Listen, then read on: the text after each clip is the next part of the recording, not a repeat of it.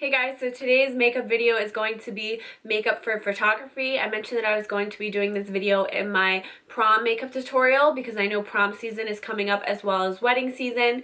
And basically I just walk you through the steps to get flawless looking skin, kind of Photoshop looking skin, nice and smooth, everything is even. I also talk a little bit about color correcting, how to prime your skin, which foundations you should use, how to avoid any flashback, meaning like a white cast over your face with flash photography. So yeah, this video is pretty jam-packed with information. I hope you guys enjoy it, and let's move on to the tutorial.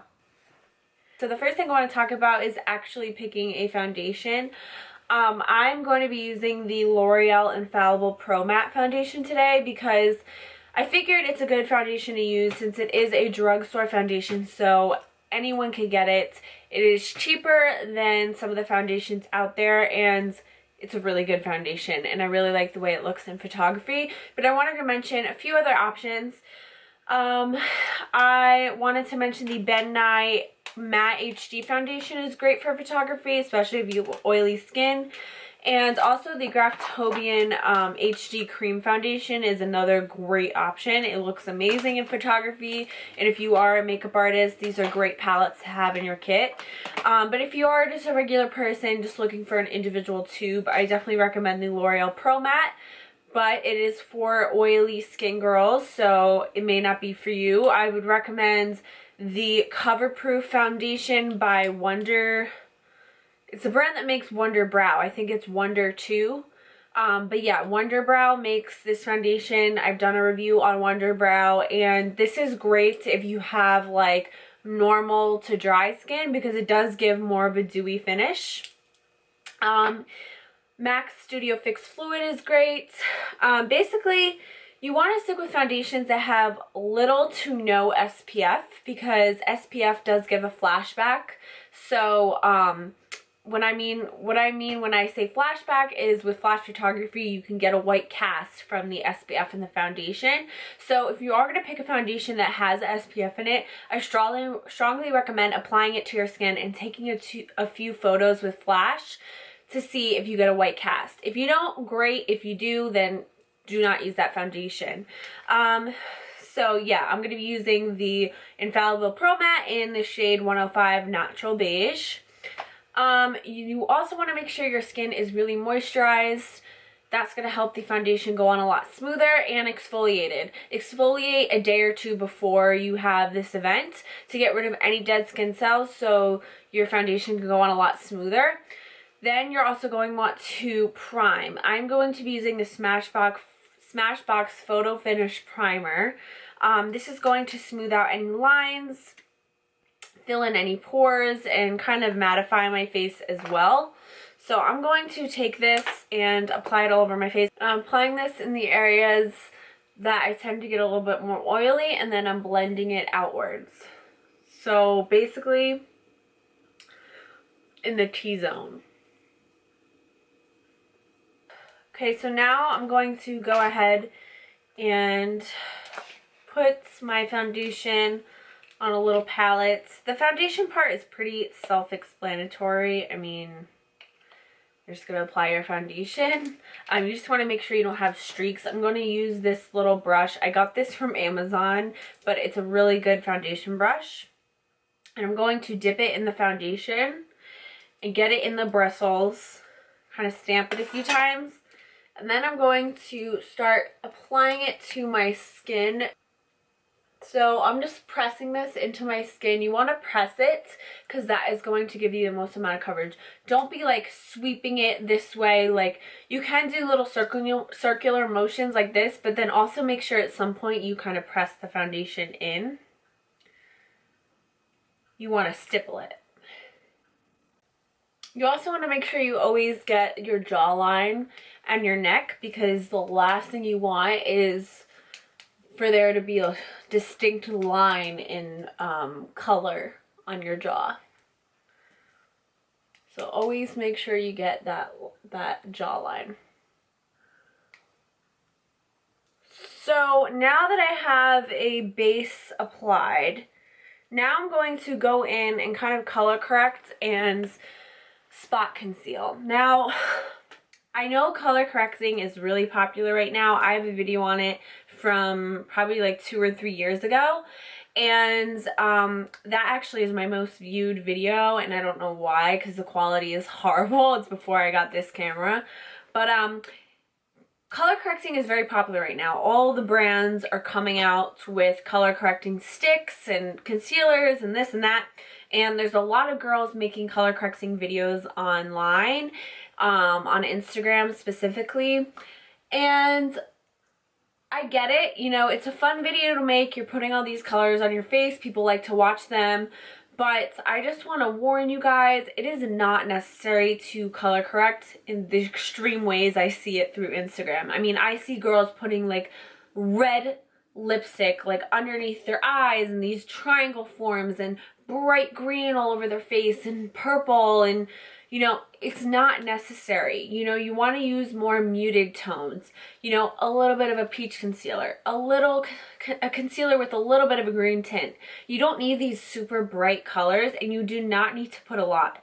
I swear to you, a little bit goes a long way when in terms of color correcting.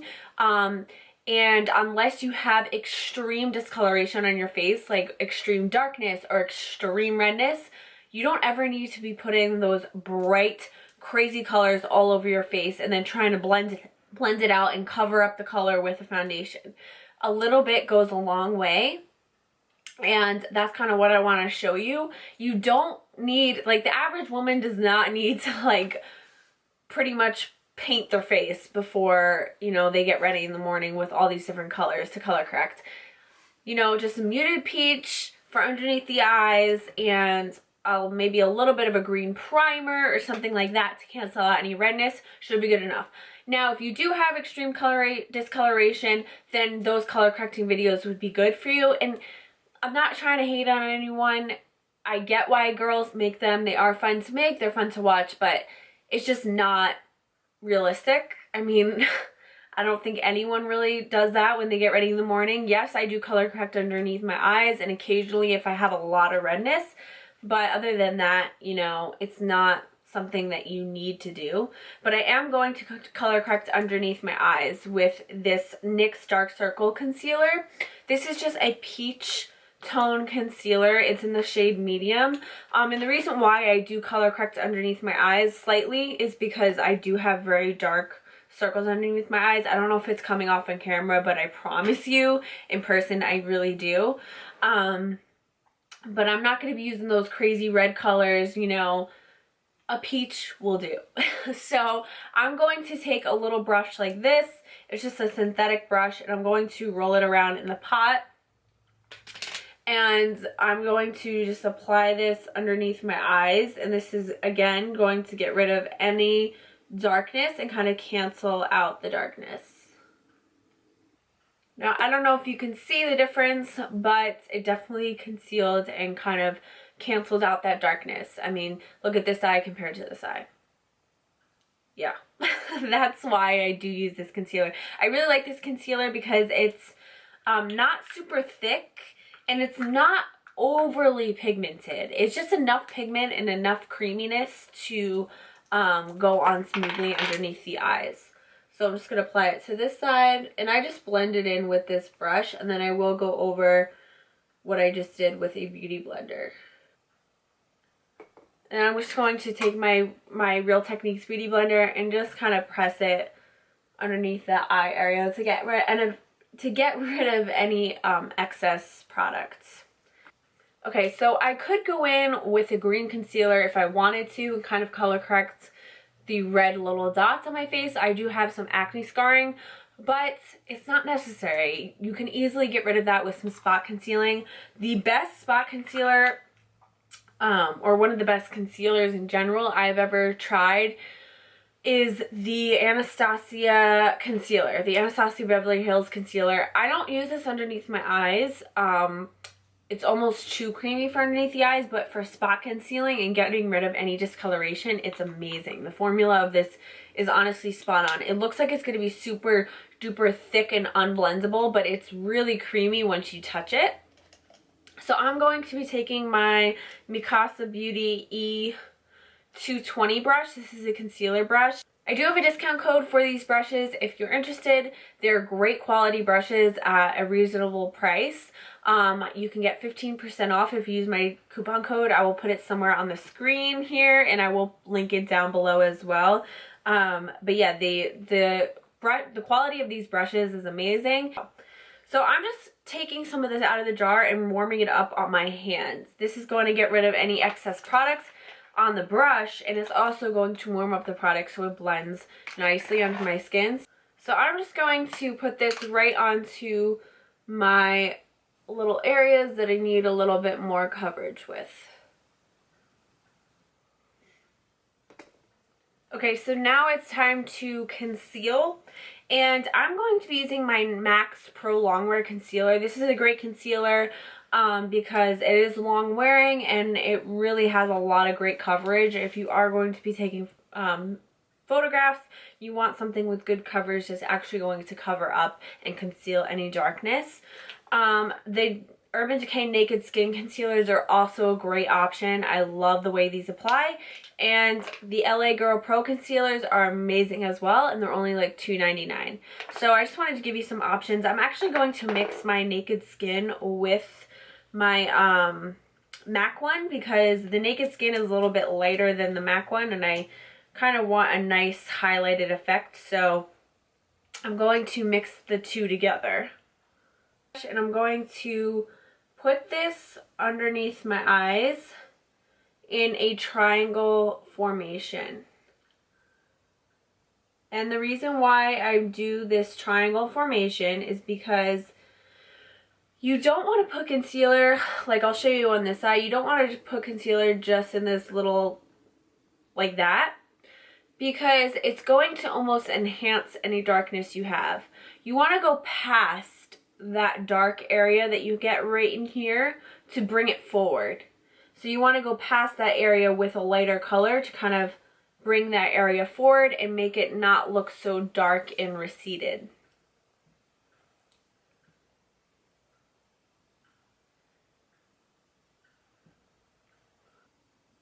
I also wanted to tell you guys a little trick. If you go up on the side of your nose with the concealer, this will also help give the appearance of a smaller nose. I'm actually going to take my nose ring out so I can actually apply makeup there. But yeah, it will give the appearance of a smaller nose without really having to contour that area. I'm also going to take this concealer and put it up here in a little triangle formation. Now, highlighting and contouring isn't necessary for pictures, but it definitely makes a difference. I'm not going to contour with any cream products. I'm going to use powders just because I prefer to be all mattes, and that's just what I'm feeling today. Some days I do contour with cream products, but today I'm only going to highlight with cream products and contour with powders. But yeah, it's just going to give your face more structure if you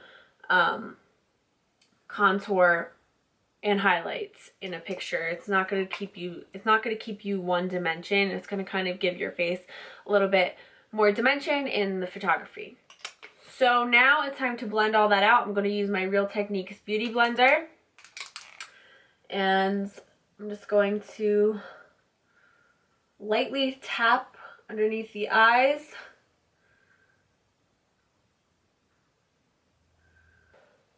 If you're having trouble blending out your concealer, you can always spray your sponge with some Fix Plus, kind of re-dampen the sponge, and that will help kind of blend everything out. Okay, so the next part is actually setting all the cream products that you just put on your face. And this is a pretty important part because this is going to smooth out your face, kind of get rid of any shininess, because flash will pick up on any shininess that's on your face. So personally, I like to be matte. If I know I'm going to be taking a lot of pictures, I like to have a matte finish on my face, but some people like a dewy look, so it's all about personal preference. But I like matte. So I'm going to set underneath my eyes because I don't want any shininess under there. I also don't want any creasing or anything like that. And I'm going to set all over my face as well. I'm going to be using my Airspun powder. This is a great powder because it does kind of smooth out any imperfections, and it really locks that makeup that you put on your face in place. So I'm going to be using this little sponge, and I'm going to be dipping it directly into the powder. And I'm going to just apply it underneath my eye area. I'm not going to be applying like a ton, but you do want to apply enough where there's excess powder just kind of sitting on your face. It's going to soak up any oils and anything like that. I'm not going to do that on the center of my face, but I am going to take a little bit of powder and just apply it over in this area. This is considered baking or cooking. I do have a separate video on that technique. If you're interested, I will link it down below. But this is just going to kind of highlight this area so my contour is nice and precise. I am going to let that sit on my face for like just a minute, and then I'm going to take a little brush and just kind of dust away the excess powder like so.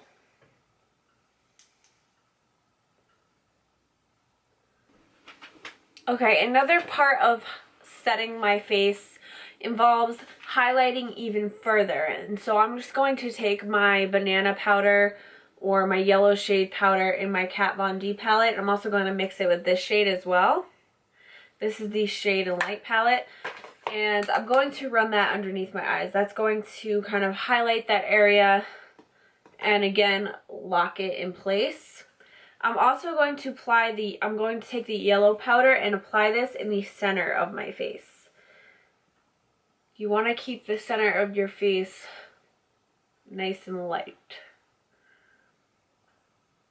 And I'm also going to apply that yellow powder down the center of my nose to kind of highlight that area as well. Okay, and then I'm going to set the rest of my face. By the way, this is a Real Techniques, what brush? Contour brush. I love this brush for contouring and highlighting. I'm going to take the Maybelline Master Fix Setting face powder. This is great because it mattifies your face, and it also has a technology in it where it kind of smooths out your face and gives you a soft focused look. So obviously that's perfect for photography. You do want to watch with some translucent setting powders because some of them do give off a white cast. I don't know if any, oh my god, I just got powder all over me. I don't know if any of you guys have seen those pictures of celebrities with like powder sitting underneath their eyes, and it's most likely because their makeup artists use the baking technique and either forgot to like dust away the powder, or the powder just has a very strong flashback in flash photography. Even though it may look blended out, the powder in person, the camera can pick up powder. So I would definitely watch what powder you use, and again, test it out before you go ahead and wearing it to some event and then get all these pictures taken of you and have like powder sitting underneath your eyes. So I'm going to be taking my Morphe E1 brush, and I'm going to dip that in the powder, put it in the cap, and dust off any extra, and I'm just going to press this on my skin. So now I'm going to contour with powders. I'm going to be using a mixture of these two powders from the Kat Von D palette. Honestly, contouring is self-explanatory at this point. I feel like everyone knows how to contour. I'm just going to use the brush that I use to highlight with, and I'm just going to contour my face. I did want to bronze up my face first because there is a difference between bronzing and contouring. I want to use this BH Bombshell bronze. This is going to act like... Okay, what is wrong with me? Alright, so this is going to act as like a transition shade for my contour. So I'm just going to bronze up my face, and I'm going to be using my Mikasabeauty 111. This is another great brush by that brand. Again, I'll put my coupon code down below. The brushes honestly are some of the best quality that I've ever tried. Like, they're just really well made. I don't know what it is, but they're really soft and well made. Anyway, I'm just going to bronze up my skin.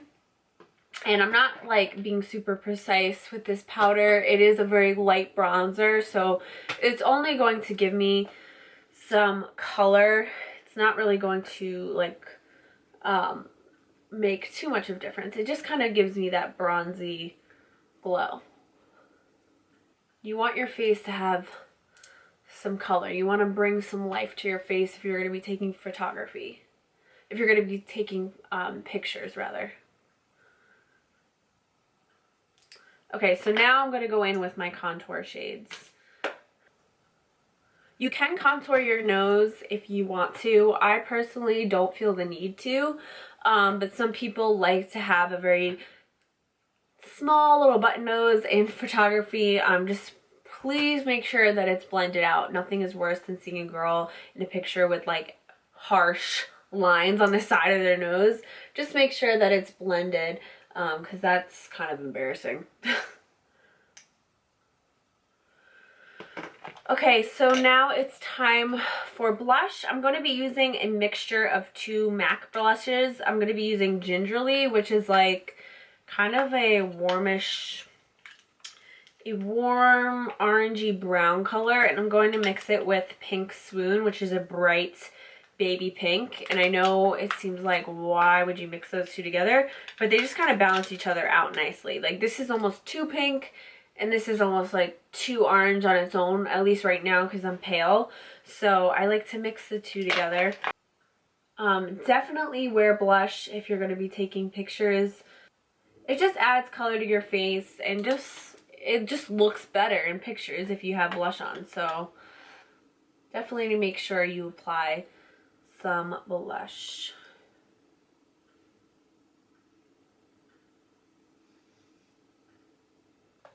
And the last step is highlighter. Now, this isn't a necessary step for everyone. I personally can't go without having a highlight on my face. I just think it adds such a pretty glow to your face, and it just makes you look fresh, and your skin just looks radiant. So I think it's a good thing to add, especially on an everyday basis, not just when you're taking pictures, but I really do like my highlighter. So I'm going to be using the Glow Kits by Anastasia Beverly Hills, and I'm going to be mixing Bubbly and then a little bit of Sunburst, and I will show you how I do that. I'm going to be taking the Morphe, if I can find it, the Morphe F10 brush. This is a great brush for highlighting. It's like the perfect size, and also it's has like the white goat hairs, so it picks up a lot of product. So I'm just going to be taking Bubbly and applying that on the tops of my cheekbones. And then I'm going to take a little bit of Sunburst and apply it like right here. And this is just going to kind of intensify the highlight.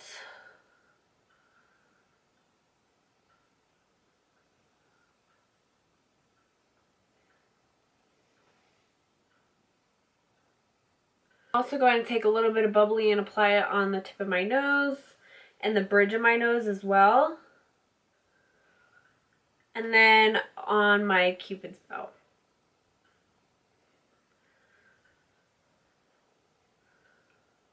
You can apply a little bit on the above your eyebrows if you want. That's just going to kind of lift them up a little bit.